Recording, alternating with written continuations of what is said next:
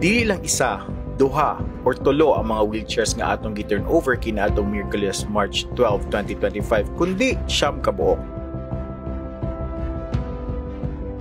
Personal nga gihatod ni Javi Garcia Campos sa ato ang mga beneficiaries gikan sa Barangay Hizon, Barangay Acacia ug Barangay Mahayag ang mga libreng wheelchairs nga ilang gi-request.